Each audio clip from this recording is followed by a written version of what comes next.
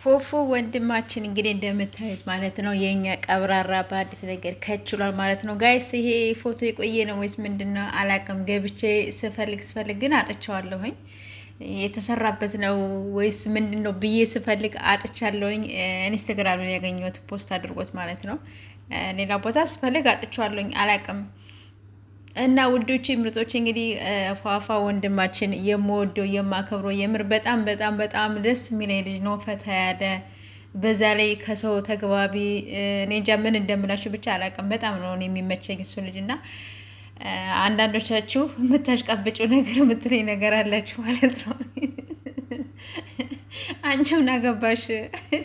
እኔ ሴትም ሆነ ወንድም እንደዚህ ሳድንቅ ማለት ነው አንቺ ምን አገባሽ የምትለኝ ነገር አላችሁና ምንም ማድረግ አልችልም። የሰው አድናቆት እንግዲህ ጥሎብኝ ይኸው እኔ ማንንም የምጠለው ነገር የለኝም። ደስ ካለኝ አሽቃብጣለሁ ለዚያ ሰው ማለት ነው፣ ለምወደው ለማከብረው እና አንዳንዶቻቸው የደም ስራቸው የሚል አለ። ስለዚህ በቃ ምንም ማድረግ አልችልም።